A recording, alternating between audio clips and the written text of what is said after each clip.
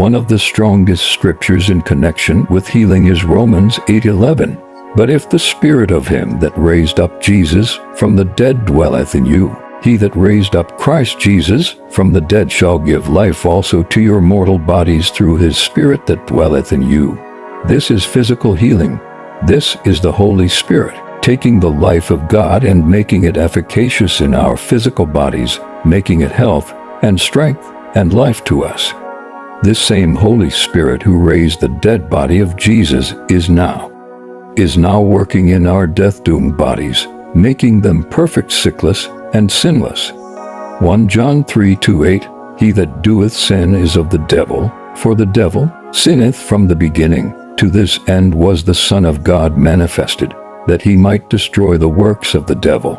Jesus did his part of destroying the works of the devil. After he left the earth, he sent the Holy Spirit and gave us the use of his own name, and this wonderful revelation, the New Testament, that we, his representatives here on the earth, might go on destroying the works of the devil. The sin, the sickness, and the diseases that are in the church today are there because of our not taking our places in Christ. They are prevalent in the church today because we have never been exercised to do the work that Jesus said we were to do. Do you think he would have given us John 14:12-14 if we were not to use it? Verily, verily, I say unto you, he that believeth on me, the works that I do shall he do also, and greater works than these shall he do, because I go unto the Father. He meant that we should do greater works than he did, because there are a greater number of us. Our work is that of destroying the works of the adversary. The weapon we are to use is found in the 13th and 14th verses. And whatsoever ye shall ask in my name, that will I do, that the Father may be glorified in the Son. If ye shall ask anything in my name, that will I do. That word ask means demand. His name is to be used in the sense that we see it used in Acts 3 by Peter, who spoke to the impotent man at the gate of the temple, saying, in the name of Jesus Christ of Nazareth, walk. This is not prayer. This is casting out demons in that name. There is healing for the sick in that name. There is power to break disease and sickness in the hearts and lives of men in that name. Can that name of Jesus keep us from sickness? Can it keep us from want? Can it keep us from poverty, fear, and the dread of hunger and cold? Can that name be used just as Jesus suggested in Mark 16:18? And these signs shall accompany them that believe. In my name shall they cast out demons. The early church was utterly independent of circumstances. I don't mean the whole church. I mean the apostles, who understood fully the use of the name of Jesus. Men could be sick, then by breaking fellowship and because of lack of knowledge, just as they can be today. The early church, that is the Gentile portion of it, had never had any revelation from God. It was utterly raw material. The Jews were in worse condition. They were covenant breakers, as the modern churches.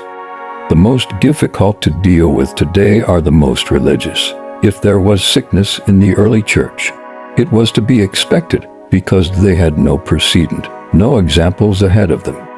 Jesus came to destroy the works of the devil. We are his instruments to do his work. We are to destroy sickness. In the church, our new slogan is, no more sickness in the body of Christ. His word is to become a reality in the lives of men. The fact that he bore our sins and put sin away by the sacrifice of himself, and that he made provision for the remission of all we have ever done or said, proves that we should not be sick or in bondage to sin. He made the sacrifice for sins, the things we had done as a result of the sin nature. The new birth wipes out everything we have ever done. 2 Corinthians 5:17, wherefore if any man is in Christ, he is a new creature. The old things are passed away, behold, they are become new. Romans 8:1 becomes a reality. There is therefore now no condemnation to them that are in Christ Jesus. The people who are in Christ Jesus are sin-free, disease-free, condemnation-free. Let us then arise, take our place, and go out and carry this message of deliverance and victory to others. It is very important that we grasp clearly 1 John 5:13. These things have I written unto you, that ye may know that ye have eternal life, even unto you that believe on the name of the Son of God. We have God's nature, which gives us a perfect fellowship with the Father, a perfect right to use his name, a perfect deliverance and freedom from Satan's dominion.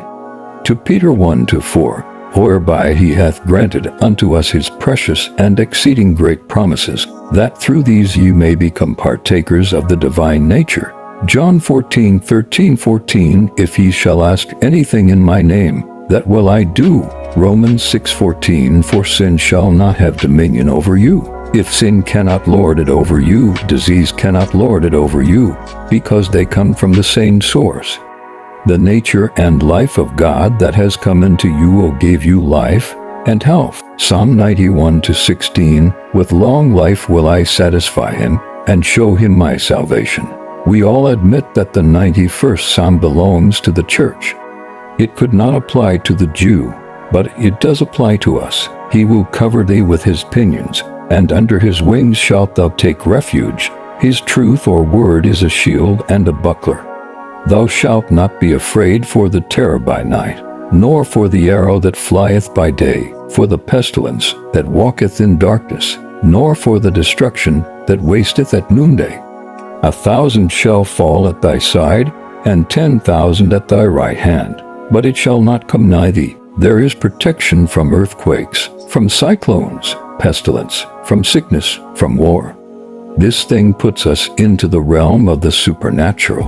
We are linked up with Christ so that he said, I am the vine, and ye are the branches. John 15:5. The life in the vine is in the branch.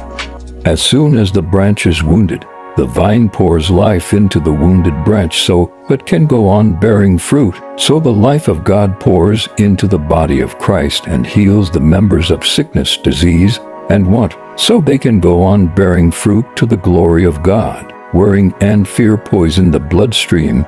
Faith in the Lord Jesus purifies it. Disease is defeated by your confession of the word.